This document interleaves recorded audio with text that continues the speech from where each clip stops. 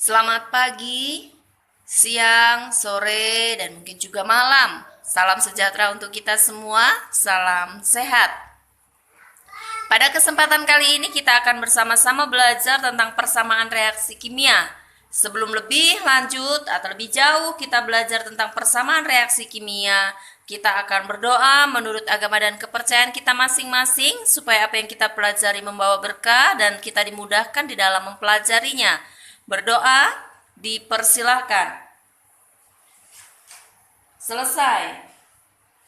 Adapun yang menjadi tujuan pembelajaran kita pada kesempatan kali ini adalah peserta didik diharapkan dapat mendeskripsikan tentang persamaan reaksi kimia dan penyetaraan reaksi kimia. Pada kesempatan yang lalu, persamaan reaksi kimia Ibu percaya telah dipelajari atau dikumpulkan dalam bentuk rangkuman dan Ibu harap itu cukup untuk menjadi dasar belajar pada kesempatan kali ini. Di dalam persamaan reaksi kimia atau lebih dulu Ibu akan jelaskan persamaan reaksi kimia adalah hubungan kualitatif zat-zat pereaksi dan hasil reaksi dalam satu persamaan reaksi. Di dalam persamaan reaksi kimia terdapat dua kelompok besar zat, yaitu pereaksi dan hasil reaksi. Ya, pereaksi dan hasil reaksi. Ibu biasa menyingkat kata reaksi dengan RX. Pereaksi itu adalah zat-zat yang berada di sebelum tanda reaksi dan hasil reaksi berada di sesudah tanda reaksi. Apa itu tanda reaksi? Yaitu tanda panah. Pereaksi berada di sebelum, hasil reaksi berada di sesudah. Baik. Kita akan langsung masuk dalam contoh soal. Ini adalah contoh soal yang sudah Ibu siapkan. Di sini terdapat 2NaS ditambah Cl2S tanda panah NaClS. Bagaimana cara membacanya?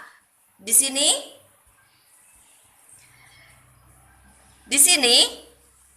ada angka 2 yang Ibu tulis dengan berbeda. Cara membacanya 2 atom logam natrium direaksikan dengan gas klorida. Mohon maaf, ini tadi adalah huruf G ya.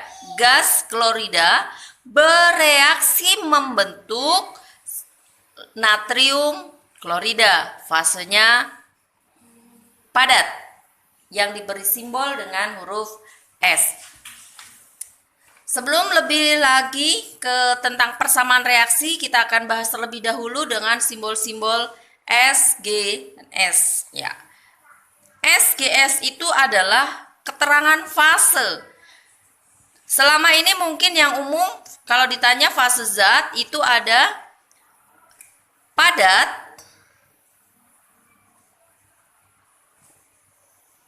cair, dan gas.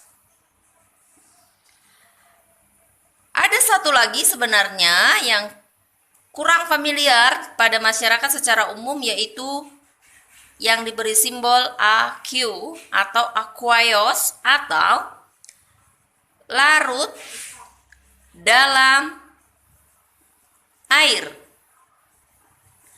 Apa perbedaan antara larut dalam air dan juga cair? Contoh senyawa cair itu adalah air.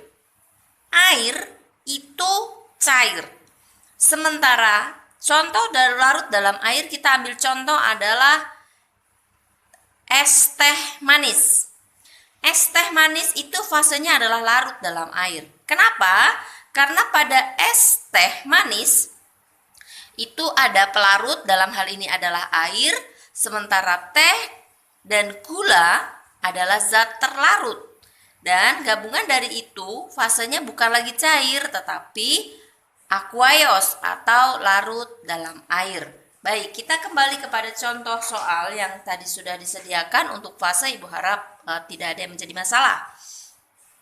2 atom logam natrium direaksikan dengan gas klorida, bereaksi membentuk senyawa NaCl atau natrium klorida. Fasenya adalah padat. Kita akan bahas satu demi satu dari bagian ini.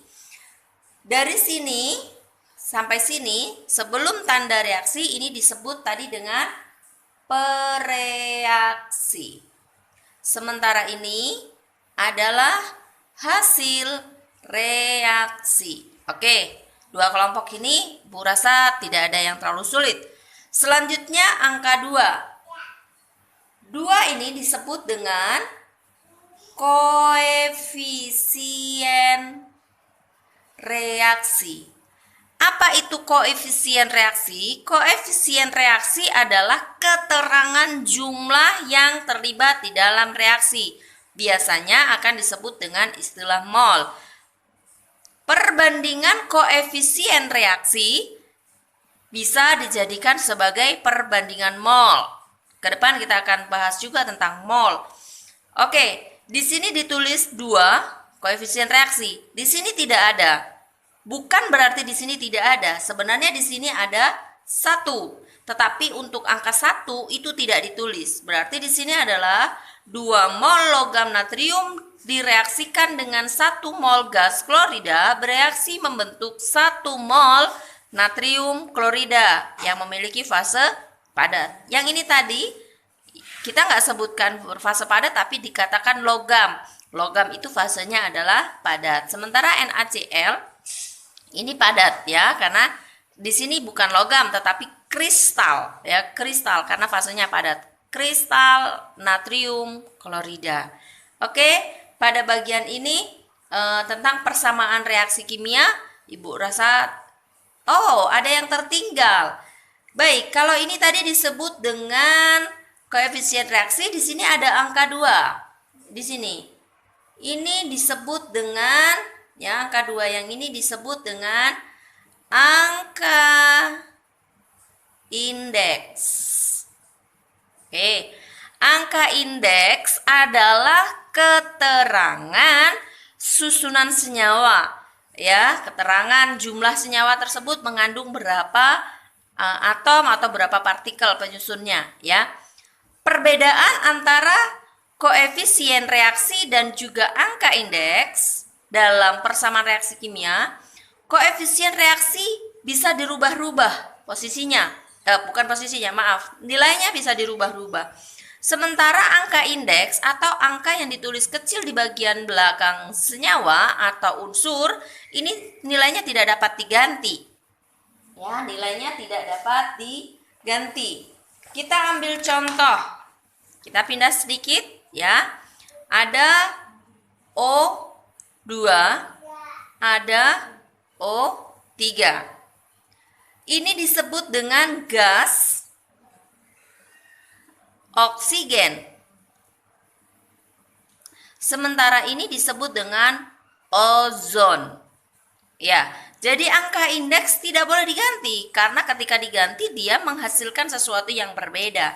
Ambil contoh lain, H2O ini adalah air yang biasanya kita gunakan untuk mandi ataupun untuk konsumsi air minum ya. H2O itu air. Tetapi ketika angka indeks ini kita rubah misalnya menjadi H2O2, O yang awalnya adalah 1, kembali diingatkan 1 tidak ditulis ya. H2O adalah air, ketika dirubah 1 menjadi 2, H2O2 ini bukan lagi air, tetapi di sini adalah peroksida. Nah, peroksida ini adalah pelarut yang kita tidak dapat konsumsi ya. Ini peroksida, beda rumus ya, yang terjadi akibat pergantian angka indeks. Baik ya, kita kembali kepada persamaan reaksi kimia. Jadi perlu diingat koefisien reaksi, ini koefisien reaksi, nilainya bisa diganti-ganti ya. Sementara angka indeks itu nilainya tidak dapat diganti-ganti. Ya, baik. Kemudian sudah ya, sudah semuanya. Baik, pada bagian persamaan reaksi untuk bagian-bagiannya sudah Ibu jelaskan.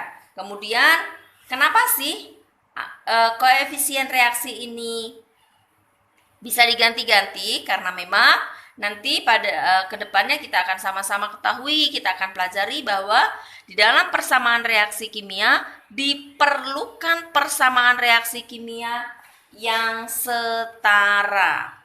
Setara. Apa itu setara? Setara adalah jumlah di sebelah kiri sama dengan jumlah di sebelah kanan. Persamaan reaksi kimia yang setara itu bisa digunakan di dalam perhitungan kimia. Sementara kalau reaksi itu belum setara, maka tidak dapat digunakan di dalam perhitungan kimia atau yang disebut dengan stoikiometri kimia. Baik, kita akan lanjutkan dengan contoh baru. Ya, di sini Ibu tampilkan tentang dari persamaan reaksi MgS ditambah HCl AQ tanda reaksi MgCl2AQ ditambah H2 gas. Kembali diingatkan bagaimana cara membacanya. Logam magnesium direaksikan dengan asam klorida, larutan asam klorida, logam magnesium direaksikan dengan larutan asam klorida bereaksi membentuk larutan magnesium klorida dan gas hidrogen. Ya. Reaksi kimia ini adalah persamaan reaksi kimia yang belum setara. Kenapa belum setara? Sekarang kita perhatikan. Mg di sini jumlahnya 1. Sementara Mg di sini 1. Oke, sama ternyata. Tetapi masih ada faktor lain. Kita perhatikan. H di sini 1 karena tidak ada angka indeks dan belum ada koefisien. Hanya 1. Ternyata H di sebelah sini 2. Wah, nggak sama. Berarti ini harus kita samakan. Partikel lainnya adalah Cl, di sini 1, di sini 2. Ini perlu kita setarakan. Bagaimana cara menyetarakannya? Kita tambahkan 2 pada bagian ini. Maka di sini sekarang 2 ini adalah milik HCl. Berbeda dengan angka indeks. Mohon maaf tadi Ibu belum jelaskan. Untuk koefisien reaksi dimiliki oleh seluruh senyawa yang berada di belakangnya. Jangan nyebrang-nyebrang, ya. Dimiliki oleh yang berada di belakangnya, tetapi dalam satu komponen ini saja, nggak mencelat sampai ke sini. 2 dimiliki oleh H dan juga Cl. Berarti di sini H sekarang ada 2, Cl juga ada 2. Di sini Cl ada 2, di sini H ada 2. Maka persamaan reaksi kimia ini sudah setara. Untuk melakukan penyetaraan reaksi kimia ada beberapa cara. Ada cara aritmatika atau menggunakan matematika. Yang kedua adalah cara trial and error atau coba dan coba. Ya, Ibu lebih terbiasa atau lebih suka dengan trial and error. Jadi dilihat antara kiri dan juga kanan yang beda di mana dan diusahakan untuk menyamakannya dengan cara mengubah koefisien reaksi. Tidak boleh mengubah angka indeks Mg, angka indeks 1 nggak boleh diganggu gugat. H di sini angka 1 yang nggak boleh diganti, harus tetap 1. Cl demikian. Misalnya di sini Cl hanya 1, di sini kok 2, diubah di sini 2. Tidak boleh. Yang boleh dirubah adalah koefisiennya saja. Sementara angka indeks itu tidak dapat atau tidak boleh untuk diganti. Demikianlah penjelasan Ibu tentang persamaan reaksi kimia. Besar harapan Ibu hal ini bisa sedikit membantu untuk kakak-kakak boleh belajar secara mandiri tentang persamaan reaksi kimia.